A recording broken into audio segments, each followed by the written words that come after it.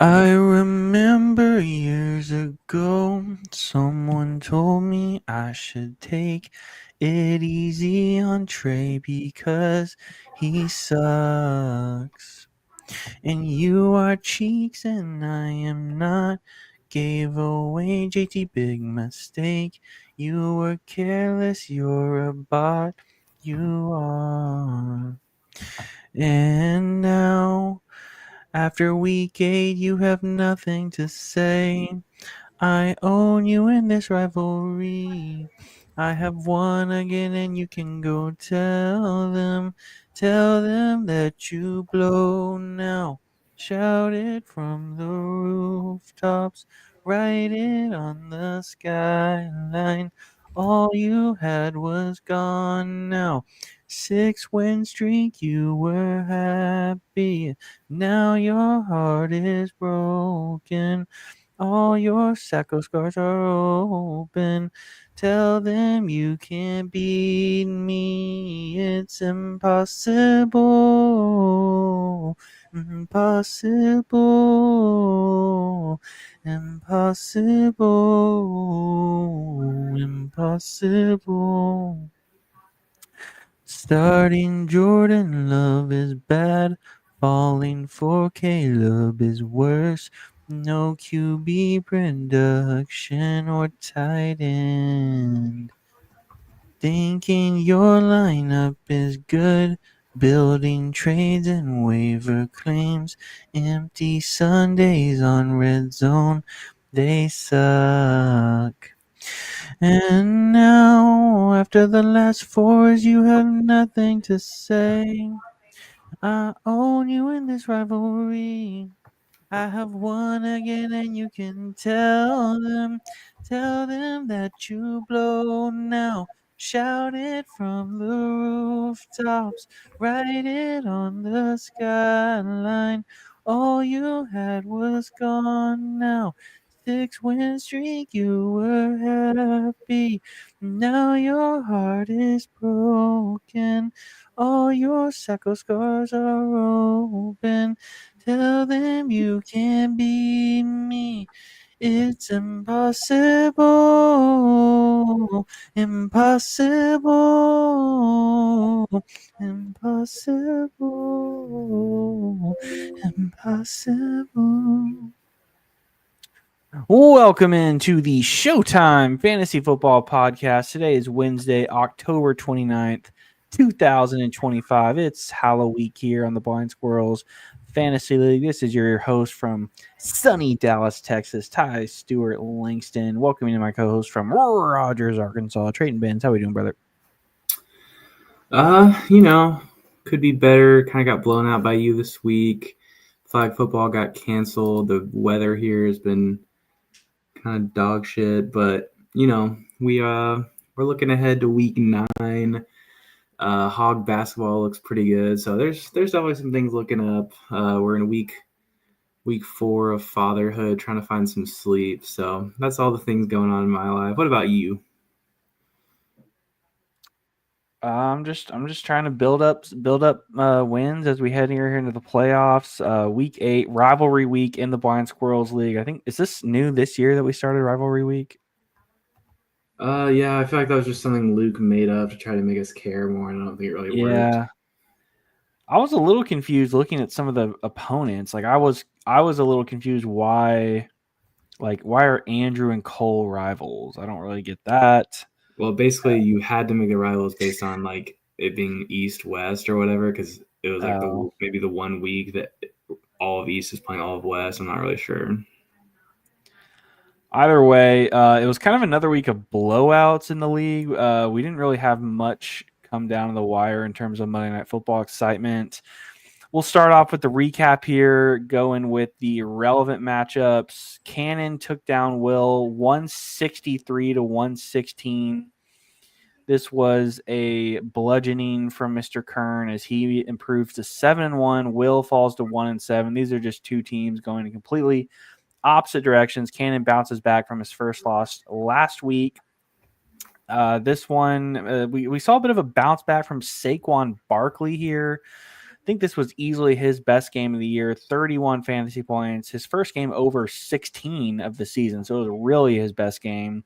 14 carries, 150 yards, 2 touchdowns at home against the Giants. Got banged up late in the game, but I think he should be okay moving forward. Jamar Chase, 12 for 91. Gadsden got him off to a good start on Thursday night, 77 and a touchdown for him. Adunze went over 100 yards, and then he got 29 combined from defense and kicker. Javonte also found the end zone twice in that revenge game against the Broncos. And then Mahomes, everything that happened on Monday night was complete gravy for Cannon, but Mahomes poured in another 28 fantasy points and is the QB1 in fantasy on the season. So nice pickup win here for Cannon with Kyron, Jason, and Etienne all on bye. This was just roll out your helmet and take home an easy dub because Will's team is in shambles.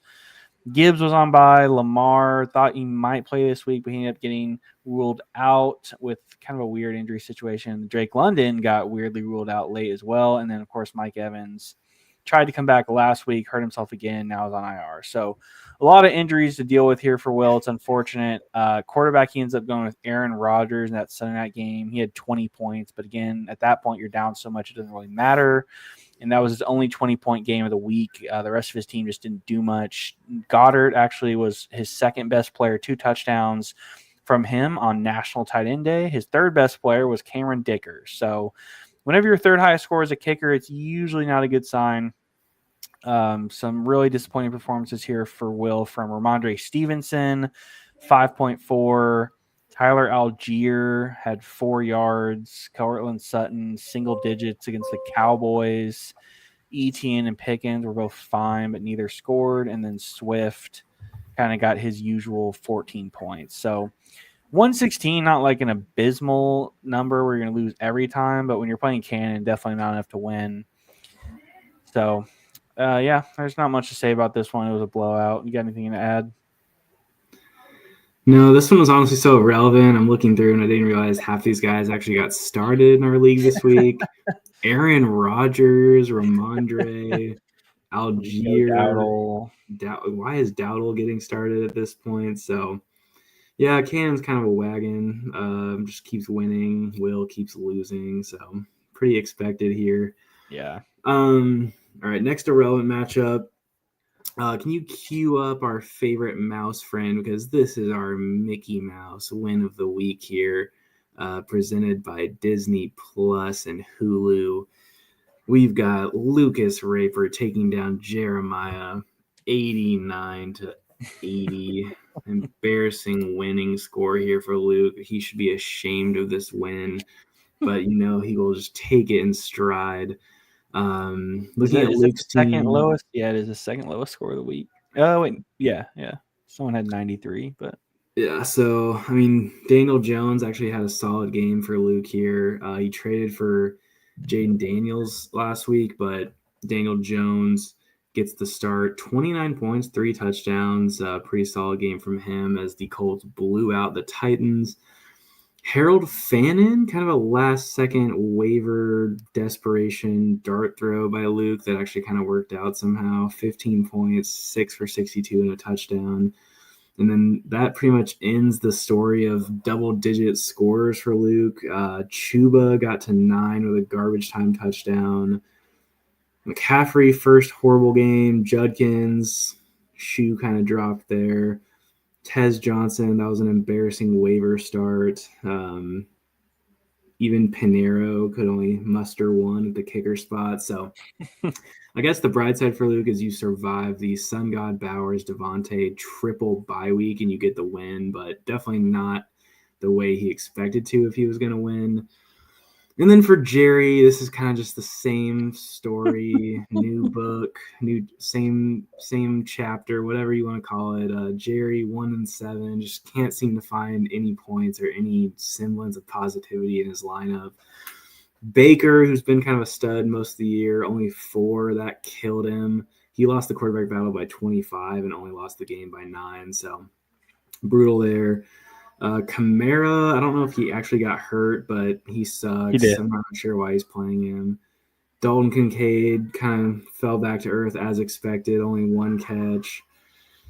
Wandale's kind of an embarrassing start. Worthy sucks with Rashee Rice back. So, I mean, really, Achan was the only thing positive, and then he got decent games from Jefferson and Shaheed. But this is kind of what we've seen from Jerry all year. There's really just nothing to take home. Sorry. Actually, he was in bye week hell this week. David Montgomery could not play, and Cooper Kupp. So, actually, never mind. Jerry's going to look to bounce back. But in all seriousness, yeah, this is, I mean, I guess looking forward, the story here could be Luke potentially clawing himself out of the Sacco. He's on a 2-game winning streak. His roster is pretty solid.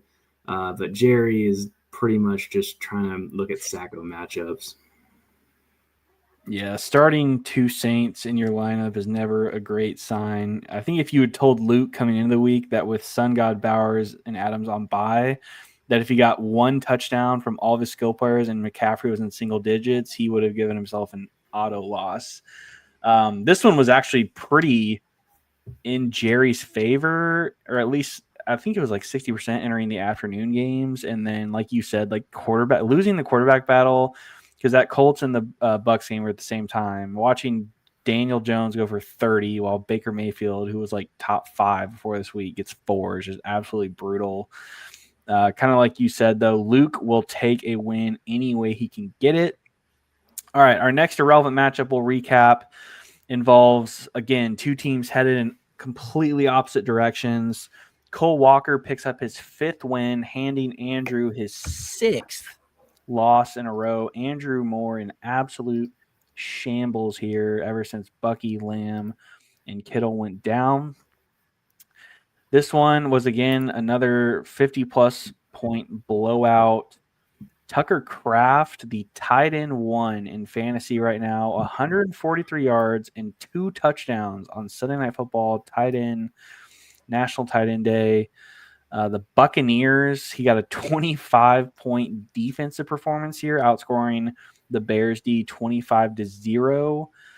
And then Jalen Hurts, we saw him kind of just continue to be a top 2 fantasy quarterback this week. Another 30-burger, 33 against the Giants.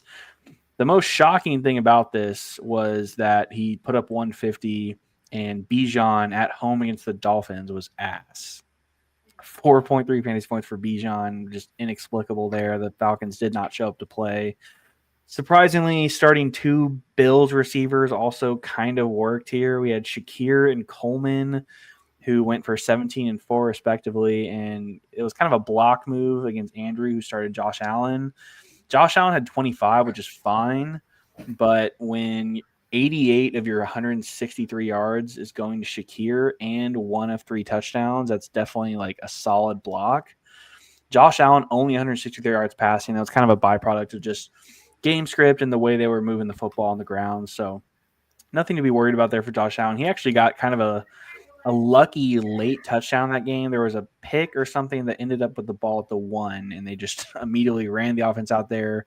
Tush post QB sneak, Josh Allen, free touchdown. So other than that, I think Andrew's got to be pretty disappointed in Lamb. I know he was hurt, but coming back, just 7 for 74, no touchdown, and a good game script. You just need more from Lamb, your first-round draft pick, especially with other guys injured. Kittle, we did see him score a touchdown. He should have had another one. Mac Jones was targeting him in the back of the end zone, and Tonjes just reached up and snagged it out of the air. He kind of got baited there with the Drake London inactive news. He tosses Darnell Mooney in the lineup, and it was just a classic Darnell Mooney fool Joe. 1 catch, 11 yards. Like I said, Falcons were god-awful. Devontae Smith, kind of a ho-hum, 6 for 84. And then Woody Marks and Ja'Cory Cross-Camara, just kind of embarrassing plays. I guess Woody Marks somehow scored 13 points. I think him and Chubb are just kind of splitting work, and maybe he gets more of the passing game, so it helps for fantasy. Addison scored, and then, yeah, again, you lose the defense kicker battle 31-6. That's never going to be a recipe for success. Looking forward for Andrew, I'm not sure there's a ton of positive takeaways here because Bucky Irving is on bye next week, and who even knows if he's coming back after the bye. That injury situation has been pretty weird. For Cole, I mean, this is, again, 5 wins in a row. We've kind of roasted his roster on the podcast a little bit, but I want to take a second to give Cole some credit here. It is not easy to win 5 fantasy matchups in a row, no matter what your roster looks like. So credit to him for being able to piece together this thing. Metcalf was a solid acquisition via trade. Tucker Craft, did he trade for Tucker Craft or pick him up off waivers, or did he draft him? I guess he drafted him. Oh, that's right. He drafted, I think, was it Pitts and then Kraft later on or something like that? I don't think it was Pitts, but it was Evan Ingram. Evan It was Evan Ingram. Ingram. Yeah. So, I mean, listen, you're starting 2 Bills, 2 Packers. Again, he's just finding ways to win games. He had 23-point performance on his bench from RJ Harvey. So we'll see if he makes the lineup going into week 9. But overall here, again, good win for Cole and for Andrew. Yeah, you're going to the Sacco, buddy. You might as well just start scouting Sacco matchups here, but blowout here. All right, I guess that's the end of our. No, wait. Oh yes, one more relevant because we have only one Showtime matchup this week. Then we don't really have to go through that one. We can just kind of move on to trade review after this. No, we're gonna spend 5 minutes on it. All right, last relevant matchup. This was another blowout. Pretty impressive performance here from Joshua Belford as the Ugly Ducklings took down Max 173 to 125. And Josh has won 3 in a row, 5-3. He's right outside the playoff picture. A lot of momentum here for Belford. Looking at this win specifically, he put up a huge number. Got started on Thursday because Justin Herbert, he freshly traded for Justin Herbert, stacked with Ladd McConkey in his lineup, 31 at quarterback for Herbert, 18 for Ladd, so that was a really nice stack to start the week. And then his running backs playing against each other in that Bengals-Jets game. That game ended up just going bonkers, 38-39. Insane back and forth offensive game. Chase Brown 24, Breece Hall 34. That was insane, and Josh profited heavily there. Yeah, Breece Hall threw a touchdown. Yeah, Breece Hall even threw a touchdown. It was pretty much just insane. T-Mac added 13, Zay 10, Higgins 10. So just kind of got some solid receivers to go with it. Not really sure why he started Evan Ingram, but he still got the win. McBride is on bye. Bozzy was kind of a dumb drop by Jerry. Not really sure. Jerry just can't do anything right this year. Josh profiting off of that too. AJ Brown ended up being out this week. I'm not really sure why he benched Waddle. I guess I was looking at that too. I guess I don't know. I guess all 4 of his receivers did fine, so it's not the worst decision. But I feel like Waddle is kind of a must start at this point. For Max, not a horrible showing from the Oracle, but just had some duds. Jordan Mason, 1.1 on Thursday, got him off to a horrible start. It looks like with Aaron Jones back, Mason is back to a bench player. Puka was on bye. Nico had a concussion. Marvin Harrison was on bye. Garrett Wilson was out. Laporta was on bye. Hampton's on IR. So honestly, Max has been kind of making a lot of excuses in the group text, but he definitely had some validity this week with all the bye weeks and injuries, but still got to put a lineup out there, and he didn't really get it done. Jerry Jeudy, I feel like we need to highlight this. Not really sure what Max was thinking here with this start. Yeah, definitely. I'm not even going to say candidate. That's got to be the dumbass play of the week because Jerry Jeudy, he started him last week and he scored 2 points. And I'm looking at his game log and he has not scored double-digit fantasy points all season. So yeah, he's a wide receiver 70. Kind of fantasy malpractice by Max to even consider him, but that's just kind of that's what leads people sucking at fantasy and being losers is making decisions like this. Now I will give him credit. He did scout Troy Franklin off the waiver wire and put him in for 24 against the Cowboys. So that was a smart start off the waiver wire. Honestly, Joe Flacco was kind of a smart start too. 28 points in at quarterback. Vidal, he got off the waiver wire at 19. So he actually had some solid waiver bums pop off for him. Nick Chubb got to 8, I guess. So, I mean, he found some production there, but just wasn't going to get it done against Josh, who kind of exploded this week. I guess for Max, you just hope you start getting some of these guys back off of injury and bye, and you can put out a better lineup. But his team is just in shambles right now. Yeah, he started out 0-2, then he goes 3-0, and now 0-3. So he needs to get back on the winning train. Josh, this is definitely a stock up week for Josh. We'll see if either of us pick him in the stock up, stock down segment. But Josh is kind of teetering there where if the season started right now, he would not be in the playoffs, but give him another few weeks. There's still time. 5 weeks left to go in the regular season. Max, if the season started now, would Max be in the Sacco? Yes. Yeah, so he's actually two. Wait. Oh, yeah, he would be, but only by a The tiebreaker. Sacco right now is the West Division minus you. Yeah, so but he's only in there by a tiebreaker right now, so he's like one game out of irrelevance or whatever. So he's still very much alive for irrelevance if he can reel off some wins here. Um, Pulling up his remaining schedule. All right, so he's got Jerry this week, so that could be a win. Should be a win. Then he plays Luke, who is currently tied with him at 3-5. So that'll be a big game in terms of who's going to be in the Sacco versus who is going to be in irrelevance. Then he plays Andrew, who is currently in the Sacco, and then he finishes the season with me and Will. So I think if he can manage to beat Jerry, beat Andrew, beat Will, and then split Luke and I think he's out of the Sacco at that point. Pretty safely irrelevant, maybe even punching at the door of the 4 seed. So I think if you win 3, 6 wins, is there usually a 6-win team kind of at the front edge of the Sacco? Yeah, because I got the 7 seed Sacco with 6 wins last year. So Yeah, it changes every year, so it's kind of funny how like different years there's a different threshold. But overall, that's all of our relevant matchups from week 8. Again, a bunch of blowouts. Now we get to another blowout, the Showtime matchup of the week that was presented by Great Value LED Lights. I destroyed you here, 122-96. Just took you out to the back alley and just shot you. Let's see.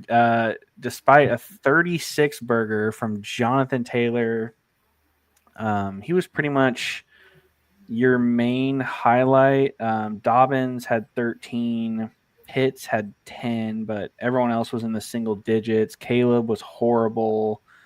Actually, I guess Caleb was technically in double digits, but he sucks. 285, no touchdowns, 1 pick, 11 fantasy points for a quarterback. Not going to get it done. Scadaboo was actually off to a solid start until he dislocated his ankle. I believe that was in the first half, right? yeah. Yeah, so tough scenes there. He'd already caught a touchdown, was already at 9.5. You could have seen him at least get up to 15, 16 if he had played the rest of the game.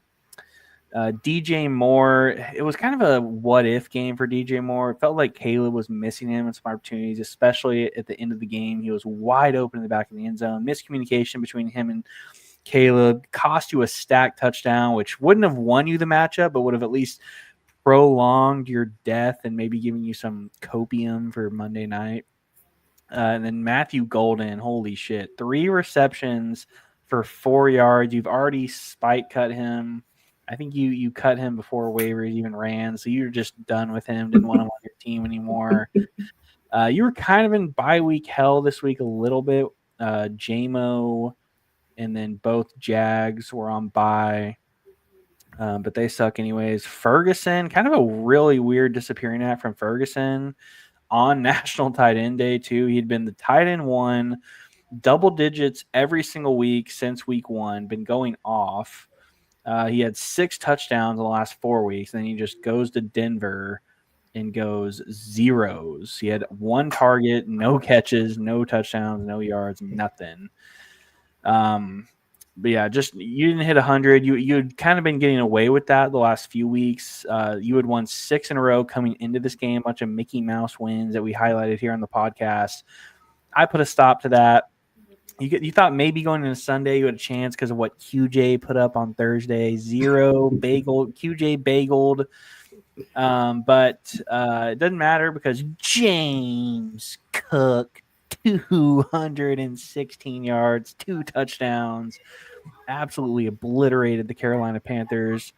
Another 2 touchdowns for the Yeti, Derrick Henry making his white shirt debut. Rashee Rice is a stud, another 20 burger for him. Tyler Warren, one of his worst games, 7.3 of those, so can't complain too hard. And then Josh Jacobs found the end zone again, and Jalen Warren was okay on the ground. He had 62 rushing yards, but did not find the end zone.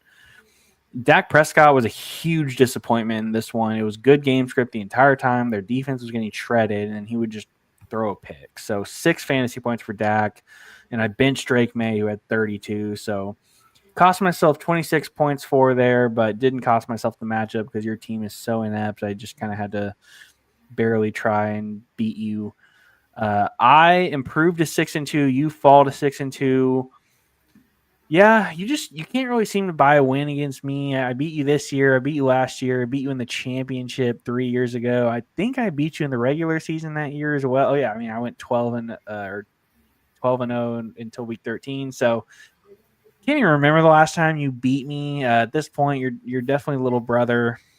Kind of giving you the too small through the fantasy app there. Do you have anything to kind of stand up for yourself here? You just kind of want to move on to save from further embarrassment. Yeah, I mean, you kind of have my number. I'm not really sure what it is because you're not better than me, but just hasn't gone my way the last few years against you. So You sound looking like at this, you sound like Brent Venables right now. We were the better team. um, yeah, looking at this matchup specifically, yeah, my team just didn't show up. Jonathan Taylor, 36. He did everything he could, but he just couldn't drag this putrid lineup into any potential chance here.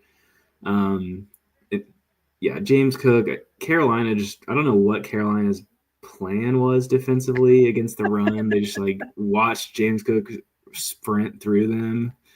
And then yeah, it was pretty much over going into Sunday, Monday night. It didn't even matter. I mean, I guess Matthew Golden could have given me a chance if he had a pulse, but Jordan Love, I guess I don't know. I guess he had sex with Jordan Love's wife or something because he just hates Matthew Golden, and I'm done with the Packers forever. I am never drafting or picking up another Packer as long as Jordan Love is the quarterback. He sucks, and he just throws it to second string tight ends or something. He's an idiot. Yeah, honestly, some of these bums in my lineup, I'm kind of glad are off my team. Jake Ferguson, Scadaboo. I just want to pour one out for Scadaboo. He was such a fun player, and I was really excited to watch him play every week. And he was a solid RB2 for me, and now he just snapped his leg in half. So that's kind of sad, but yeah, I'm kind of ready to move on from this last week. Rivalry week. I hate losing to you, but let's be honest. If I had somehow won this week and was 7-1, and you were 6-3, that wouldn't really be right. Or 5-3. That wouldn't really make sense. Your team's way better than mine, so maybe I'll have a chance at you in the playoffs, but this one was never going to go my way. No. All right, coming out of week 8, let's do some stock up, stock down. Who are you feeling better about? Stock up going into week 9. Yeah, I'm gonna go with Cole. Actually, you kind of talked about Cole a little bit, but I told him I'd give him his flowers because he supported me in the JT trade. What? Hello, Ty, are you there? All right, now we're actually traded Josh. What? Hello, sorry. Your connection sucks, but yeah, looking at Cole's team, for stock up. I mean, actually, let me go to his this week's lineup. Yeah, I mean, Jalen Hurts is the number 2 quarterback. He just continues to get it done. His running backs of Bijan and Genty, that's pretty solid. And he just keeps winning. Tucker Kraft seems to be an actual good tight end. And then, guys, DK Metcalf is number 1 receiver. Yeah, not great there, the number 1 receiver, DK, but God, yeah. So his lineup, I don't know. I'm talking myself out of stock up just looking at Cole's roster. But I guess how about this? I said this in the group text earlier. I don't really care what his roster looks like. We just like every week we say his roster sucks and then he wins, and so I feel like you just kind of have to. At some point, it's like you can't. What was that gif that Luke sends or whatever? Like you just can't hate that kind of talent or whatever. I don't know. I don't know exactly what it is. Something like that, but. Cole just has. I will say he also is 3rd in points, so it's not like he's just picking up Mickey Mouse wins. Yeah, no, he finds a way to put points on the board, and when you look at his team, it might not stick out as just unbeatable, but he's doing what he has to do to get it done right now. Yeah, stock up. I'm going to go with the ugly ducklings here. I just think this is turning into a respectable roster. I don't think you'll get this kind of production from Chase Brown and Breece Hall going forward, but maybe you just get solid RB2 production. And with his receivers, I think he can make that work. Trey McBride on bye, you still put up 173. You bench Waddle, which I agree with you. That was a weird decision. I would personally not be starting T. Higgins over Waddle right now. He's just not seeing the target volume, but the fact that he even has enough options to bench Waddle with A.J. Brown on bye shows how deep his receiving core is. Well, I think the Herbert trade or whatever, he didn't play. Who cares? And then Herbert, I'm kind of seeing the light with where you were coming from last week on that trade. You pick up Waddle and Herbert, a top 12 receiver and a top 10 tight end he's number 4 right now. So when Joe Alt's healthy, I think you like the quarterback. I think when Alt is healthy, you like Herbert to put up numbers.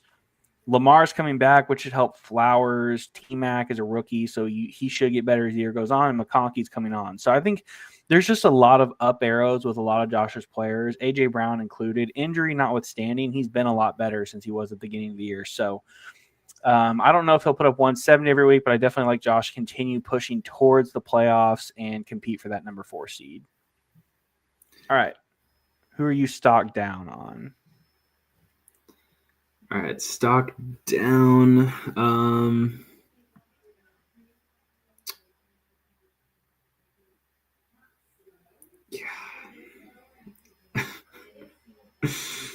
going to go with Andrew. This segment is so hard because I feel like we have the same guys every single week.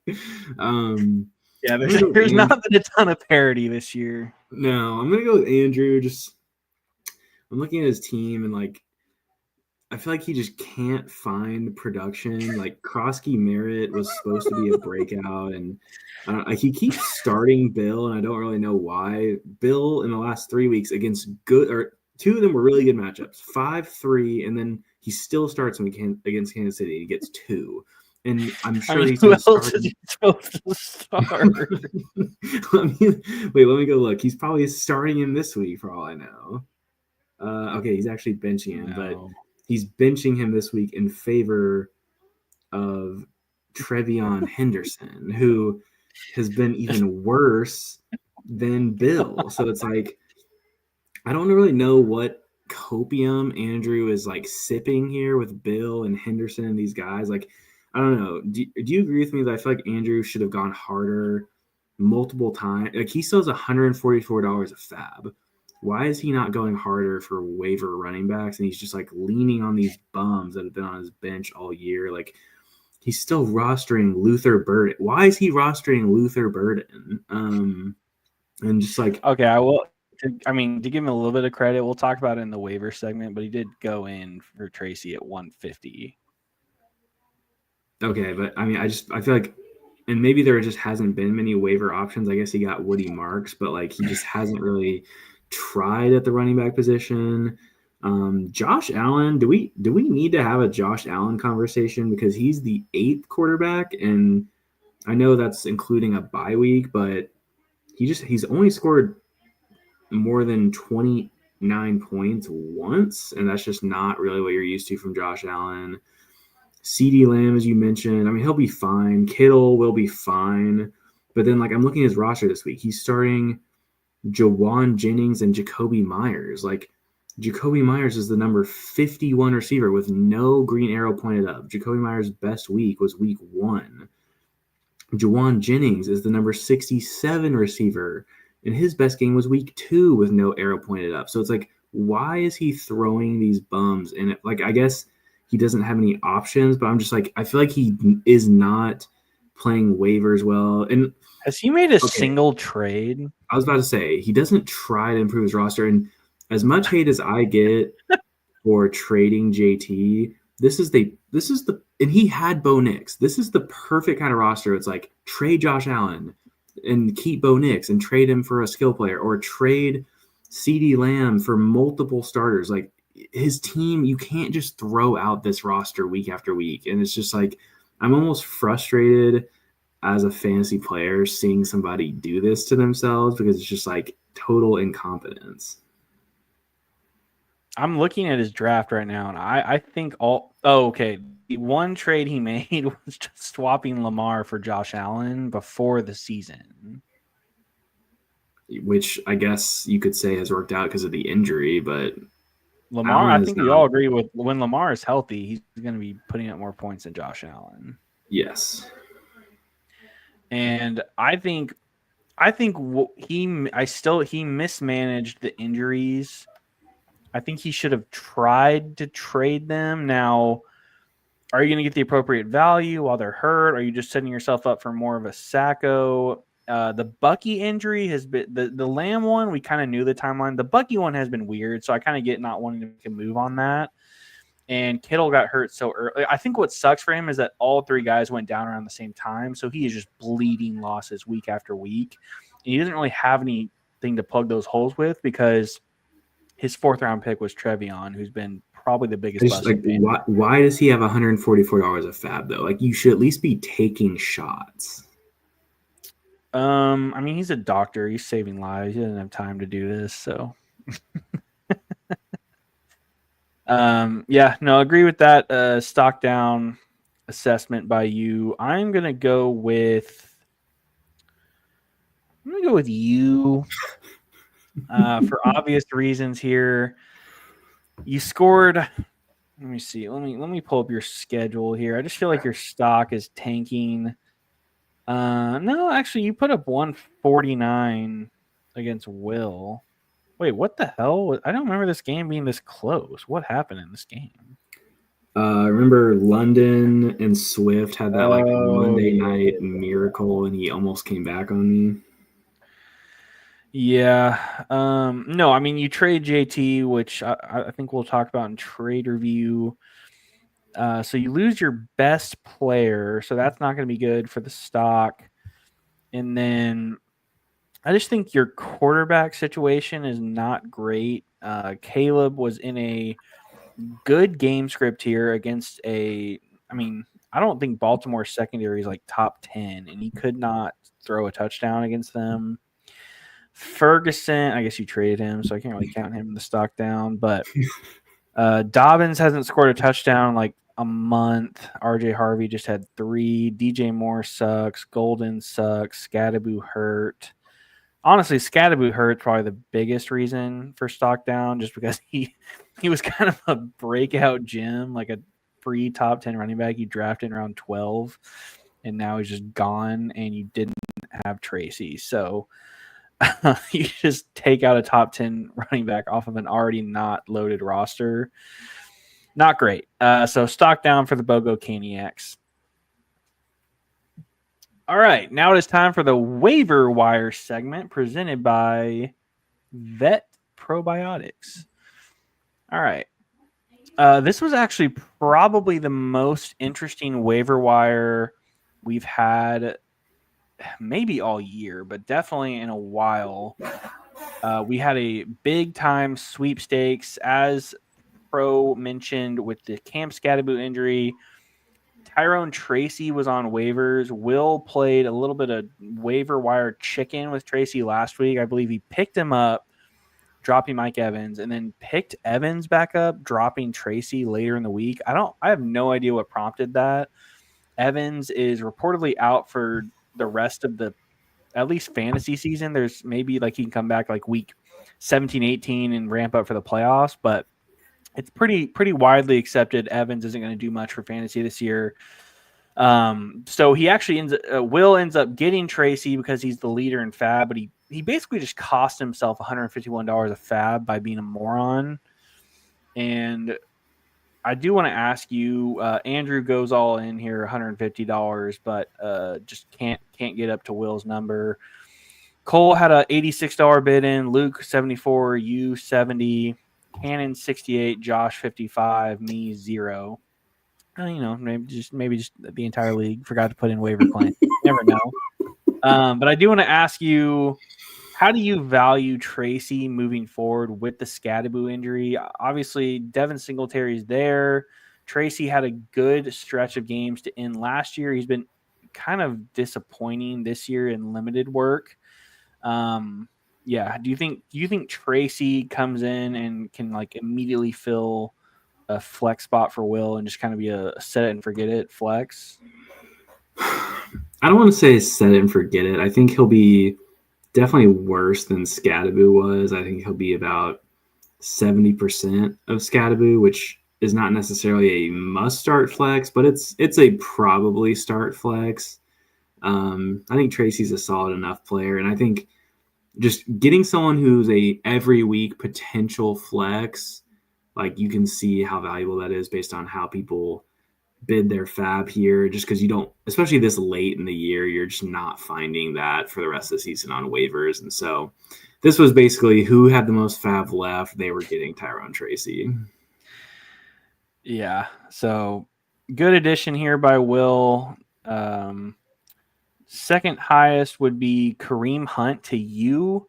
This was another injury prompted bid, not as long term of a situation, but Pacheco's week to week with a knee injury. So you go in and grab Kareem Hunt here.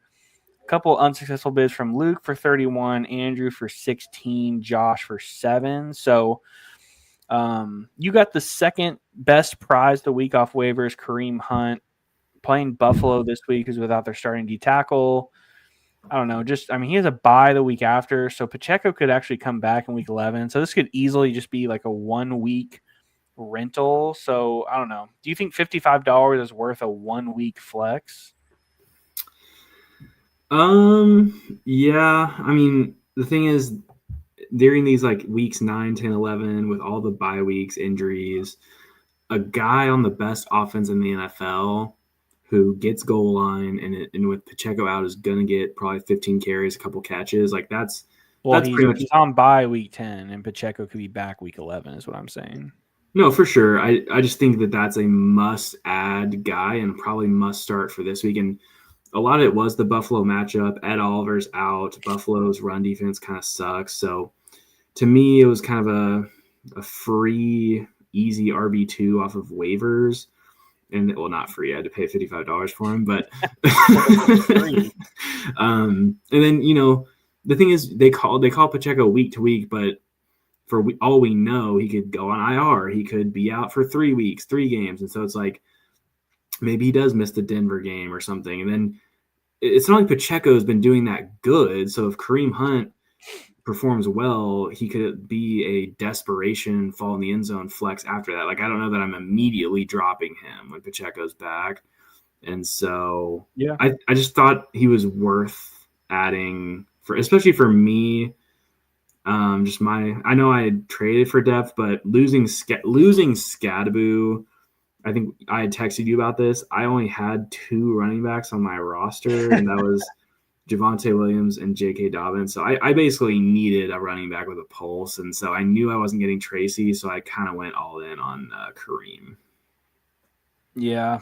The only thing that worries me, like I pulled up his game log here, and I mean, there's touchdown dependent players, and then there's this. Like, holy shit! If he doesn't score, it's like less. It's like an automatic less than 5 points. So I think he you are, scores against Buffalo. yeah, no, I do think he scores against Buffalo, but like his rushing efficiency sucks. He catches 0 passes, so you are basically just praying for him to fall in the end zone. All right. Luke added the Rams defense for $12, bodying you. You also had a $12 bid in for them. Which sucks because I'm playing Luke this week, and I'm like, if the Rams D goes off, I'm going to be so butthurt.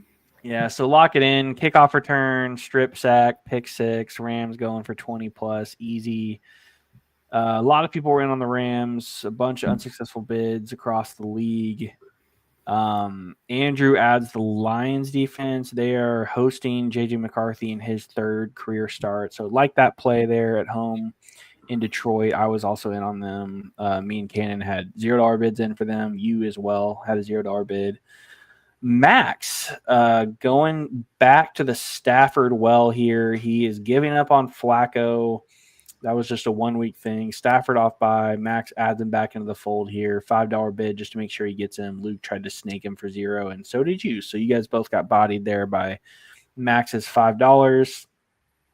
Cannon added the Seahawks D, a couple unsuccessful bids there. You added, oh wow, you spin up for Kaimi Fairbairn, $3 for a kicker. What am I missing with Kaimi? I think they're hosting.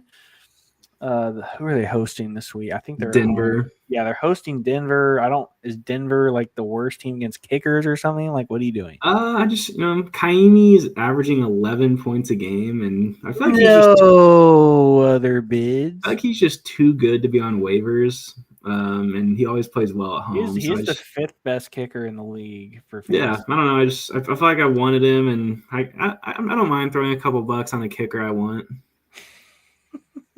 No other bids. All right.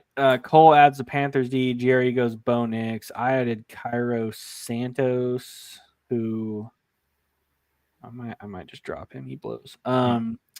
Luke, Isaiah David. Hold up. Were you surprised at all that so Jerry is without Baker this week? Are you surprised he chose Bo Nix as his because of the matchup, Bo Nix is at Houston? I was a little surprised he went in on Bo and nobody else.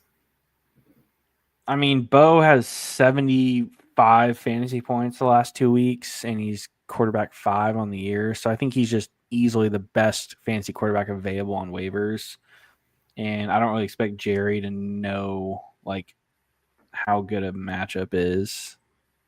Yeah, the red number right next to his name probably didn't give it away. I'm just saying, like, I don't know if Jerry cares about that as much as a more savvy fantasy manager would. He probably just looked at the projections. I'm trying to remember. That's the thing is he wasn't even projected in the top like 3 or 4 waiver quarterbacks. It does say Jerry also unsuccessfully claimed Kyler Murray, who's playing the Cowboys, who I think was the highest projected waiver quarterback, but it looked like that was his second option. Right. Based on the waivers. So yeah, we'll see how that goes for Jerry. Maybe he's just tanking at this point. Maybe Bo Nix has good Sacco matchups. Maybe he's taking our advice. Let's see. Week 14, the Raiders. Okay. They suck. The Packers, not great. The Jags is like meh, and then the Chiefs are bad. Yeah, no. So he's just an idiot. All right. All right, that is your waiver wire. Now it is time for everyone's favorite segment. Wait, no, we're not done with the waiver wire. We still have some bids to go over here. Not really. Everything else is dumb and pointless. You added Cairo Santos, dropped Evan McPherson. I don't really know why you did that. Explain yourself. I don't. I mean, Caleb stalls out like a motherfucker. I mean, that's all you were bitching about in the group chat on Sunday. So Yeah. I will say I wanted to highlight one thing.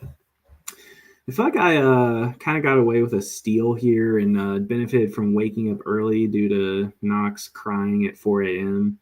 because we had a lot of unsuccessful bids for the Chargers D, mostly because a player was already dropped or something. And so they were pretty coveted DST, but nobody actually got them. And so I was able to just wake up and add them to my team. So just a point for you guys out there if you want to potentially add players for free that other guys were bidding on, just didn't get, wake up at 4 a.m. or you could just have them in your waivers and not have to worry about it. Yeah, you could do that too. All right. Everyone's favorite segment.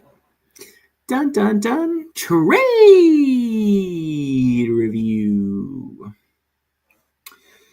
All right. I think had to do like an impromptu trade review video last week for the Josh, Luke, Jaden Daniels, Justin Herbert, Waddle, Tez Johnson swap. So I put out my opinion out there in the group text if you want to go watch that. But I feel pretty validated after 1 week. Herbert put up another 30 burger. Jaden Daniels didn't even play. And then Waddle went off too. So honestly, Josh kind of looked like a genius coming out of that one. Luke looked like a moron. All right. Well, until we see Daniels play. Yeah, no, I mean, but I'm just saying early results are not good for Luke. But we'll continue to monitor. And then kind of the big controversy trade of the last week. Haven't really had a chance to talk about this one on the pod, but definitely going to get your thoughts in here. So the trade was me and Cannon, and it actually processed after last week, even though it was accepted on Friday. So I traded Cannon, Jonathan Taylor, Jake Ferguson, and that's pretty much it. Calvin Ridley too.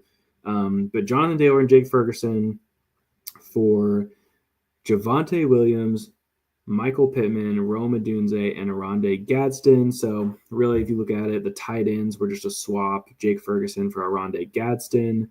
And then I'm basically doing a 3-for-1 where I gave him Jonathan Taylor and I got Pittman, Javonte, and Rome. So obviously the league is up in arms about this trade. There's a riot and you are at the front of the riot with a pitchfork and flames trying to burn my house down and call collusion and basically saying that I'm handing the championship to Cannon, which definitely understand that viewpoint. I did just give the far and away number one player in fantasy by a multitude of points to the number one team in the league that already had a great team with Kyron, Saquon, Jamar, JSN, Patrick Mahomes, Igbuka.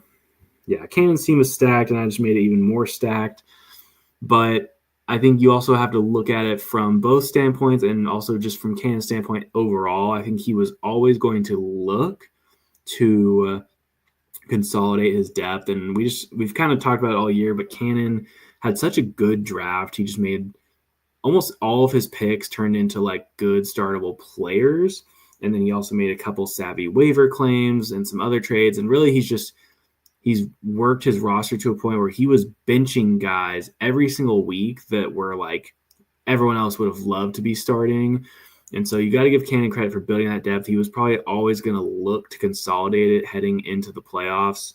And then for me, I've taken so many L's from an injury standpoint and just random busts. Like Tyreek Hill snapped his leg, Joe Flacco, or not Joe Flacco, Joe Burrow hurt, and then I kind of traded Chase Brown for a bum, which, you know, a lot of this did end up being kind of my own doing of where my roster was, which you've pointed out. Like I traded Jamar Chase already to Cannon, which makes it look even worse. For Jameson and BTJ, which kind of looks like a horrible double bust trade by me. And then Scattaboo broke his leg, Tyreek broke his leg. And just, I don't know, my roster was kind of in shambles. And as little as I ever would want to trade the number one player in fantasy, I was looking at my team every week and basically being like, Okay, I have to start 10 guys, but I only have confidence in one right now. And while he was scoring 30 points a week, and I wouldn't have traded him if I didn't kind of hate his schedule, which I know schedule does not matter for the number one player. But he does have a bye week coming up, so that would have been an auto loss for me, and now it might not be.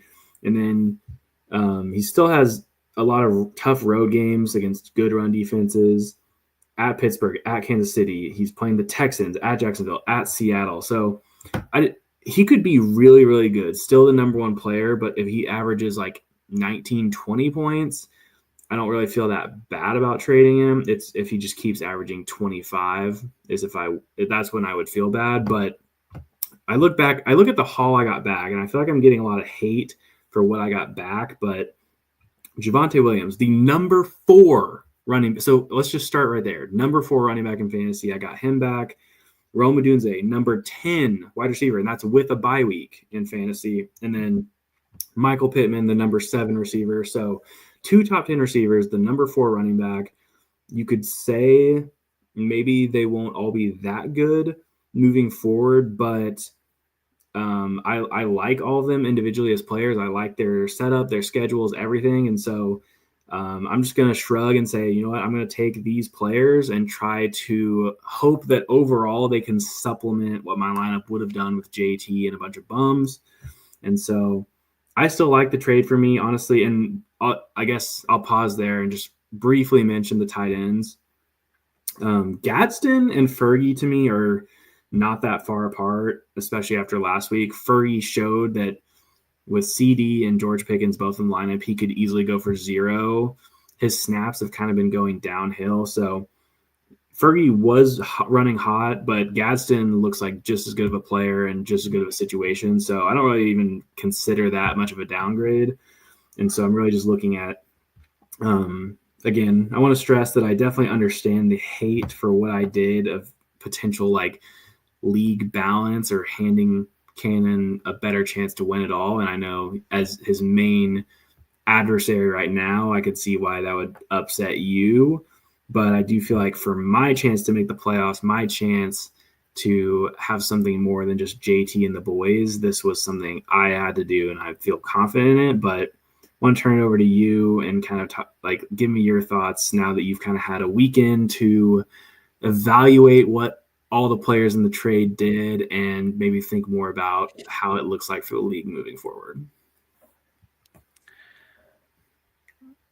Trey, this is a safe space. This is a safe space on this podcast. You can tell what does Cannon have on you? Is it blackmail? What's going on? You can tell me. You can tell me.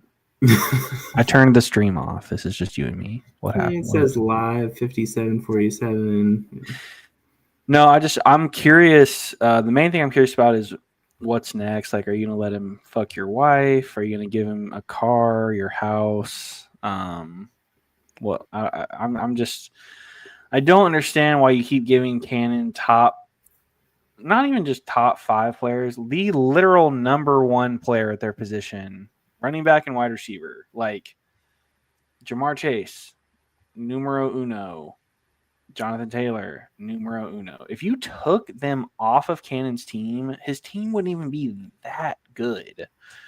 Like, you have literally turned your trades into like the Infinity Stone that Thanos needed to finish the gauntlet of whatever the fuck. I don't know. Watch Avengers, but I don't know. That's easily the most annoying part for me and the rest of the league too.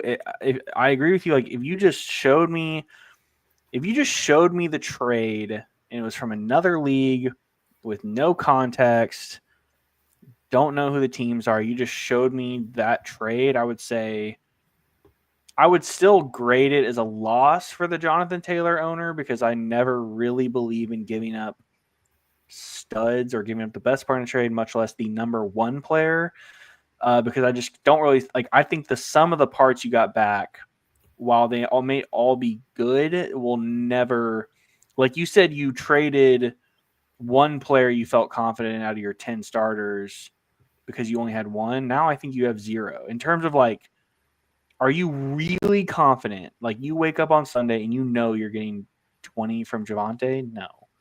From Michael Pittman? No. From Rome Odunze? No. He just had Well, two. there's only like 10 players in fantasy you are getting 20 every Right, week. and you traded one of them for But I'm saying I'm three that okay. won't. I'm okay being confident in guys getting me 17, 18 instead of 20.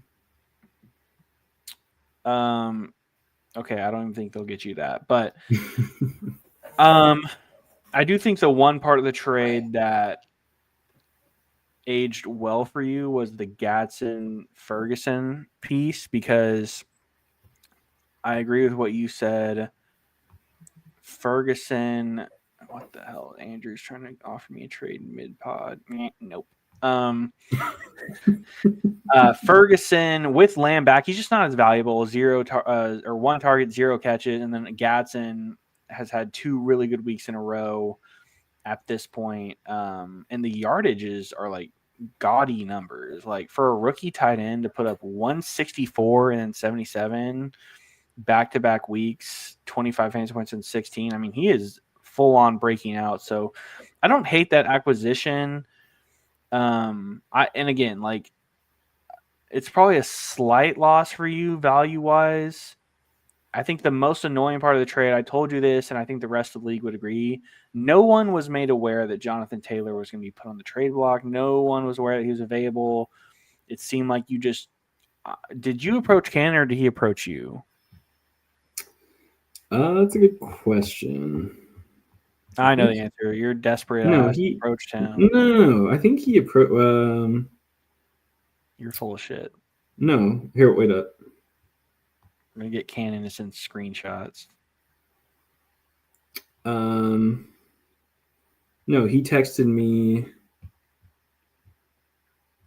Yeah, he texted me last week and said on Thursday, he said, "So you need depth," and I said, "Potentially. Do you want JT?" And he said, "Potentially." And then I said, "Fergie?" question mark, and he said, "Buy high. He likes both." I said, "My first I thought don't is need the whole fucking transcript. Okay, no, so I'm going to keep reading. I just wanted you to know because I'm okay. My first thought was I said Saquon, Odunze, Pittman, Gadsden. So basically the same trade, but Saquon instead of Javonte. He said he would never do that. Or no, he would do it without Pittman. And then we ended up getting all the way to, okay, add Pittman back, but also Javonte. So I will say he approached me. I did not go to him in the middle of the night trying to give him JT. He did approach me. okay, either way, you didn't shop him around. You didn't make any other offers. So we all just get this notification that Cannon has acquired Jonathan Taylor and immediately want to kill ourselves. So hope you can see where we're coming from as a league. Also, Cannon is saying that you approached him. So already refuting your story here on the Showtime Fantasy Podcast. I mean, only time will tell pretty much with all trades. That's how it works. We can call it a loss now, but if Odunze, Javonte, Gadsden, and Pittman all finish top 5 or 10 at their position, then you probably won the trade. If JT gets hurt, you definitely won the trade. So I do think you're mitigating risk a little bit because you were very reliant on one player. I also think you might have increased your chances of making the playoffs just because your floor is going to be a little higher when your lineup is filled out like this. The thing I don't like about your roster construction, I don't like about the Rome acquisition, I didn't like about the BTJ acquisition, is you are very concentrated on a few receiving cores, most namely Chicago and Jacksonville, which are not supported by top, in my opinion, even 12 passers in the NFL, maybe 15. Like, I think Lawrence and Caleb are kind of in that 15 to 20 mark, and you are 4 of your receivers are from those teams. And Odunze, I would say Odunze is definitely emerged and he has cemented himself as the number one. The Hunter BTJ thing is a little back and forth. I don't know how to feel about that in terms of like right now you have Hunter starting this week. It would not shock anyone. It would not shock you. It would not shock ESPN as they have BTJ projected for more, although Hunter has been trending in the right direction. So I just think you're kind of flipping a coin there. You're definitely not going to start both. Pittman has had a really good year. He's wide receiver 7. I don't want to say I can't see that continuing, but it just feels like at some point he's going to have some worse games. Like what was he last year? What was he season long last year? He was a receiver for Anthony Richardson. That's what he was. Okay, I'm just saying, like, where was he drafted this year? Let me pull up the draft board. Okay, I see him. Cannon took him in round 14. So if us as a league, take out the Anthony Richardson, Jalen Jones, whatever. If us as a league, which I would say we're all pretty sharp, we're pretty good at fantasy, looked at him and said, your individual talent is not even enough to warrant a top 13 round flyer, I think it's safe to say it's at least possible that the rest of the season is not as sky high as it's been to start. So overall, I'm gonna say it's a D- trade for you. I think you'll greatly regret giving away JT. I've made a lot of my thoughts known on this. We've gone back and forth on it. I don't really care to harp on it. I just think you're a dumbass. So, all right. That is trade review. Now we're going to get into the week 9 preview, pivotal week 9 in the Blind Squirrels Fantasy. We got 5 weeks left of the regular season. Let's do a quick standings recap as we go into week 9. Cannon sitting at the top, 7-1, 98% chance to make the playoffs. And then I'm at the top of the West Division, 6-2, also a 98% chance. So those are your top 2 teams in the league. And then we have a clear bottom 2 with Will and Jerry at 1-7, both at a 1% chance to make the playoffs. So right now, if the season ended today, the playoffs would be you, me, Cole, Cannon. The Sacco would be Max, Andrew, Will, and Jerry, and then Luke and Josh would be in irrelevance. You have any big picture thoughts before we get into the matchups? No, basically the only interesting things are, I would say, the playoff race as of now is basically 2 of me, Josh, and Cole are going to get in most likely. I would say if Luke beats you this week, he enters that conversation. Yeah, no, if Luke wins and me, Cole, and Josh lose, which I think is what is projected, it definitely becomes more interesting with Luke. But because there's 5 weeks left, there is enough time for someone to make a run. Yeah, Luke can definitely make a run. I just think most likely it's me, Cole, or Josh, 2 of those 3. Yeah, and then the Sacco, I don't know. I don't know about you, but I almost want to call the Sacco set. Like I don't really see Luke falling back into the Sacco, and I don't see any of these teams in the Sacco having the ability to make much of a run out of it. So I almost think the Sacco is already set. Yeah, the only way, like it would take like a colossal collapse from like it would be like Josh losing out, you losing out, or something like that, or maybe Max somehow winning out to claw his way out. It would take some sort of like crazy winning or losing streak. I don't think it's going to be like something that's like a slow build. But anyways, all right, week 9, here we go. We'll start with the irrelevant matchups. First, we've got Josh versus Cannon. Josh needs this one if he wants to continue to push towards that 4 seed. He's won 3 in a row, so he's got some momentum building. Cannon, obviously, 7-1, number 1 team in the league. He's the one to beat right now. And this is his first game with Jonathan Taylor. At quarterback, we've got Herbert and Mahomes, 2 AFC West quarterbacks. Herbert is at Tennessee and Mahomes is at Buffalo. So they're both on the road. I think I like Mahomes a little bit more there. 1, just because he's playing better, and 2, those Buffalo Chiefs games always seem to turn into like crazy shootouts that are usually good for fantasy. Running back, Breece Hall is on bye, so Josh is rolling with Chase Brown, home against Chicago. Pretty good matchup there, and Ken Walker at Washington on Sunday Night Football. Don't love that. Ken Walker also just, I don't know. He's not been great this year. Charbonnet's stealing all the touchdowns. So this is going to be a landslide here for Ken at the running back position. He's got the number 1 running back in fantasy, Jonathan Taylor, at Pittsburgh. Pittsburgh's defense has really been kind of a shell of itself this season. So I like Jonathan Taylor to have another 20-plus point fantasy game there. And then Kyron Williams didn't play great in London. Then they had the bye. You're back home against the Saints, who just got absolutely obliterated by Tampa Bay. So I like Kyron there. I think the game script will be good. I think he finds the end zone at least once. Wide receiver, JSN, number 2, Jamar Chase, number 1. So Cannon literally has the top 2 receivers in fantasy. So there's not even going to be a competition here. But Josh does have a pair of Thursday night guys facing each other in Waddle and Flowers. I like both of those. I think Flowers with Lamar back should be good. And then Waddle, their team is underdog, so they should be chasing points, throwing the ball a lot.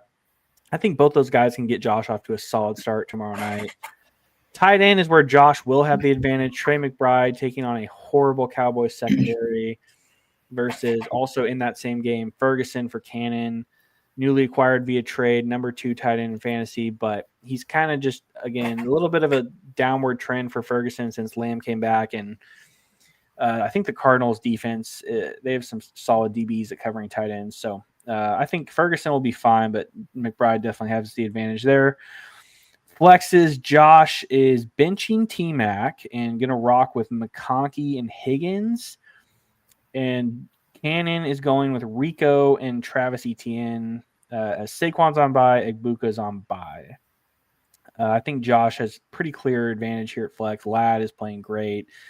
T. Higgins, he's kind of found a way to produce with Flacco. It's not necessarily sustainable, but at home against Chicago, I think that'll be a good chance for him to put up some solid production.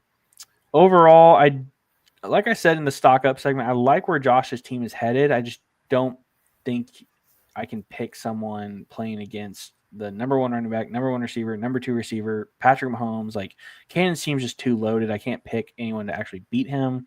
I'm going to go with Cannon 155 to 120. Yeah, a lot of good points. I'm also going to go Cannon pretty easily.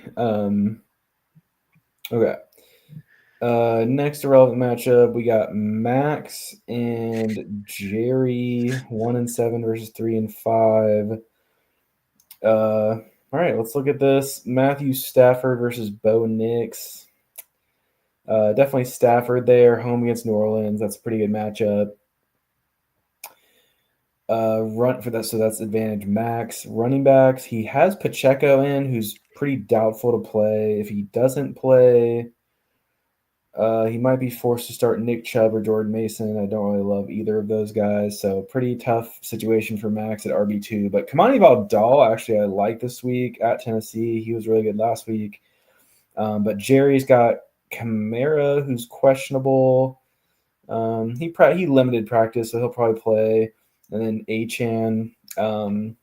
Yeah, I mean, he needs Achane to get him off to a good start. I'll lean Jerry just because Achane's clearly the best player there. Receiver, Puka's back, so he's stacking with Puka. Troy Franklin, keeping Troy in the lineup. I don't hate that. Troy Franklin's been pretty good this year. Justin Jefferson just hasn't really been getting it done for Jerry. Number 16 receiver, Worthy. I don't really know why he's starting Worthy, I guess. I don't know. He picked up Malik Washington. I almost don't even hate that dart throw over Worthy at this point. Rashid Shaheed is limited practice. I don't know. I'd probably play him too, but I guess you just hope for a shootout with Buffalo. So I don't know. And then Kincaid and Laporta, definitely Laporta. Flexes, Nico Collins should be back from the concussion, and I think Patrick Surtain is out, so I don't hate that. And then Harrison is going to destroy the Cowboys. Montgomery and Wandale for Jerry, pretty weak. So, yeah, this one's a pretty easy max. If he can just figure out RB2, I think he has the advantage almost everywhere else. And, yeah, I mean, I just can't pick Jerry right now. Yeah, I'm also going to pick Max. This is a pretty important game for him. You're sitting at 3-5. You're on the cusp of getting out of the Sacco. You need this win, and you can't afford to lose to what has essentially been a bye week from the rest of the league. Who is Jerry's only win against? Do we know that? Someone who should be embarrassed. It looks like he beat Will, so that makes sense. The other 1-17. So anyways, yeah, I'm also gonna go with Max here. I just think his lineup top to bottom has more talent than Jerry. Some really embarrassing starts for Jerry. I found myself having to just puke inside of my mouth looking at some of these plays. All right. Our next irrelevant matchup, we're going to go with the Battle of the Bears fans here. We got Suck My Dicka versus the Bear Jew. Will projected to win this one by 20.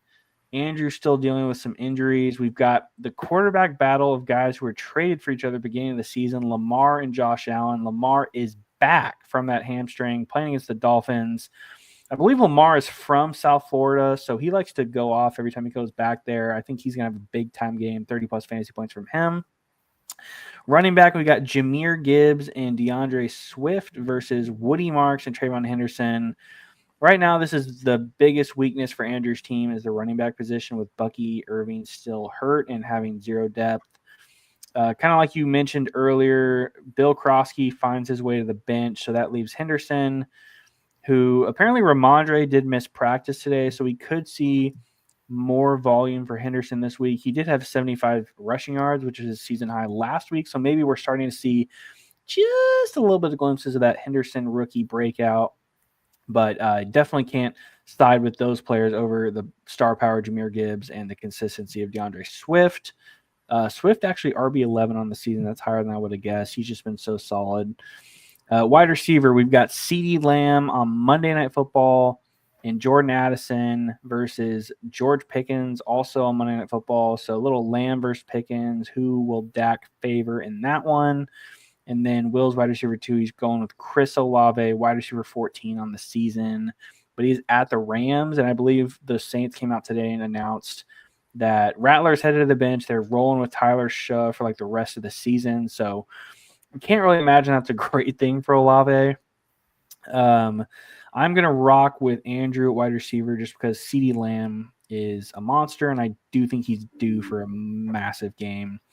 Tight end, George Kittle over Hunter Henry by a mile, and then flexes. This is kind of where Will gets his advantage. Drake London, I'm assuming he's going to play. He had such a weird late scratch last week with a hip thing. Maybe he just woke up wrong, and it looks like he's limited this week and questionable. So we'll see if he plays.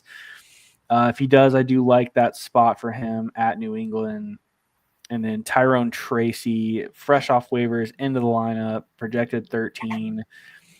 Those guys just have too much talent or too much volume to even compare to like Jawan Jennings and Jacoby Myers. They both kind of seem like dart throw flexes from Andrew. Overall, I do side with the projections here. I got to go Will. I know he's 1-7, but I think he's a decent 1-7 team. I don't think his team is as bad as the record. You get Lamar back. I think Lamar will go off, and the rest of his team should just be able to piece together something. I like Will to win this one 131-94. Yeah, Will landslide. Andrew just sucks. All right, Showtime matchups of the week presented by the Dallas Cowboys and CeeDee Lamb. All right, looking at your team, you're playing Cole 6-2 versus 6-2. He's on a 5-game win streak. You kind of need to put an end to that here. We can't let Cole's roster win 6 in a row and overtake you in the standings. So I'm going to call this kind of a must win for you just for pride. But yeah, you're currently starting a bunch of bums as a joke to act like you're not trying to win. So I'll have to do this annoyingly and look at your bench. But quarterbacks, I'm pretty sure you're actually playing Drake May, who's been really good against Atlanta, versus Jordan Love. Definitely going to go Drake May. Jordan Love sucks. He's going to hand it off.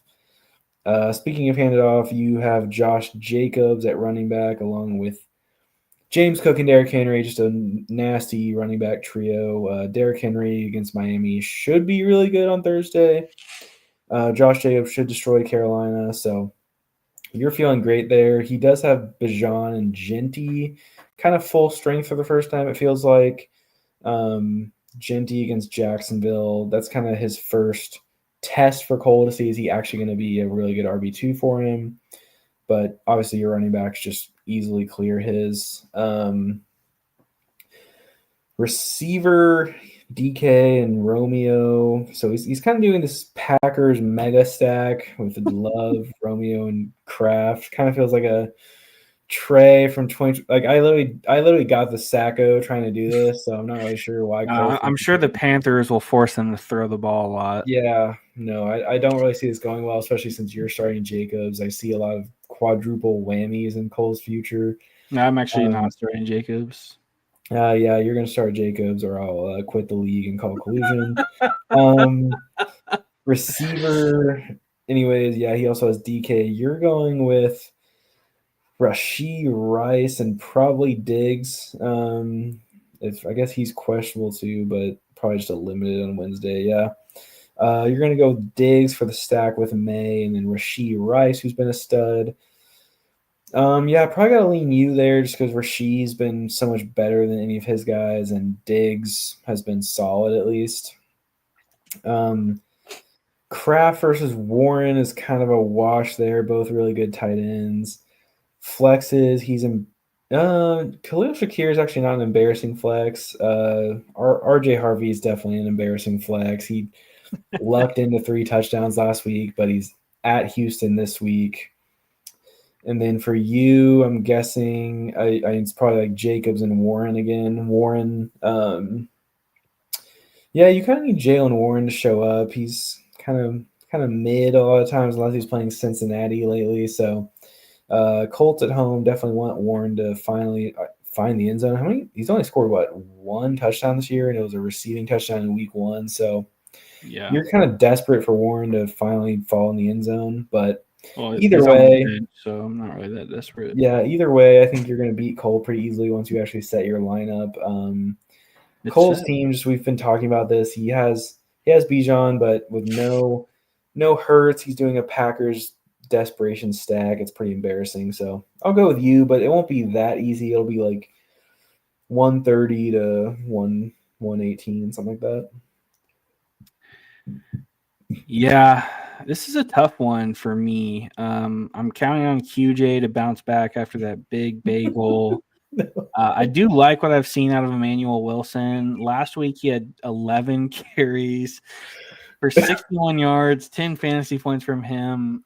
Jacobs is banged up, so I actually anticipate him tearing his calf on the first play. So I'm gonna go with Wilson at flex. I know Pearsall's been hurt like the entire year, but really like what I've seen out of him in practice. So we're gonna rock with Ricky.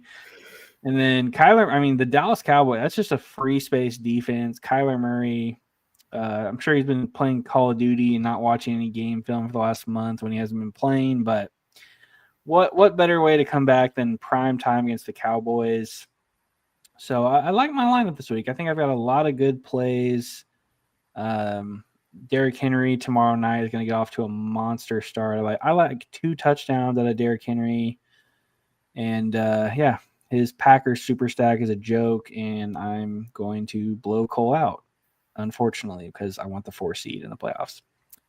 154 to 118. All right, our last Showtime matchup of the week presented by Halloween. We've got, we didn't do our Halloween candy segment this year. All right, whatever. We've got the BOGO Caniacs versus Circle the Wagons. Big time game for both teams. You are looking to secure your non-Sacco spot / playoff spot, and Luke is looking to crawl his way from the doldrums of 1-5. He's already got 2 wins in a row. He is on a winning streak. The train don't stop for Circle the Wagons. 2 wins in a row, coming for 3. Quarterback battle here. I do wonder if Jaden Daniels practices all week and it looks like he's going to play. Does he go with Daniels since he traded for him, or does he just kind of ride the hot hand with Daniel Jones, QB6, projected for more? Steelers defense sucks. Let me ask you, as his opponent, which player would you be more scared of facing? Between who? Daniel Jones and Jaden Daniels. I mean, No McLaurin, by the way. Yeah. Is it weird to say I'm actually more scared of Daniel Jones? Just their offense is rolling right now, and the Steelers' secondary is horrible. So Yeah. I don't know. No, I mean, I think it's a good start. You kind of want to make Jaden show you anyways coming off the injury. For you, you are going back on your word of saying you're done with the Bears. You are just rolling Caleb right out again after he screwed you last week. He is playing the Bengals, so it's a good matchup. We'll see if he can finally put together another good fantasy performance. He really only has two what I would call good fantasy games over 21 fantasy points. So he's 2 for 7 on the year. You're hoping he makes that 3 for 8. I'm gonna go with Daniel Jones there, though. I think he's just too hot. Can't go against him. Running back, no more JT, and you are facing a stud. So you'd like to have JT to cancel out what McCaffrey could do. McCaffrey is coming off his worst game of the year, 8 for 25 on the ground, 8.3 fantasy points at Houston. But the Giants are not Houston. The Giants blow. They just gave up a 30 burger to Saquon. So they're right for the picking there. And then you've got Javonte Williams home against the Cardinals, RB4 on the season. He's definitely going to score a touchdown in that one. Kareem Hunt also probably going to fall in the end zone. Like you mentioned, no Ed Oliver and probably no Pacheco. Kyle Monangai, an interesting play here from Luke. He is without Judkins. He is not trusting Aaron Jones or Chuba Hubbard, who he was banging the drum for feels like a week ago. So I guess he's given up on that obvious hoax of Chuba, and he is rolling with Monangai. It is a good matchup. The Bengals are not great. Monangai has been getting more involved in the offense the last couple of weeks. He had 13 carries for 81 yards 2 weeks ago against the Saints. So you're hoping for something somewhere here if you're Luke. And it's also could be a triple whammy against you with points for him and no points for Caleb or Rome. Don't think it's going to work out, though, but I do think McCaffrey will score enough to take the running back position battle here for Luke. At wide receiver, he's got Sun God and Adams, both coming off a bye against Pittman and Rome. I think this is a pretty clear advantage for Luke. Sun God just so good. Home against the Vikings, that's going to be a shootout.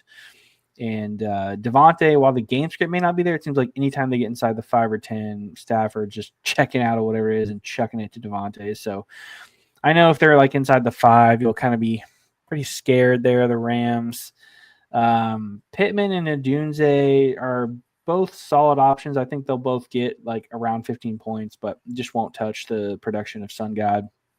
Tight end, we've got Bowers off a bye, finally healthy versus Gadsden. I think the Titans are weirdly really good against tight ends.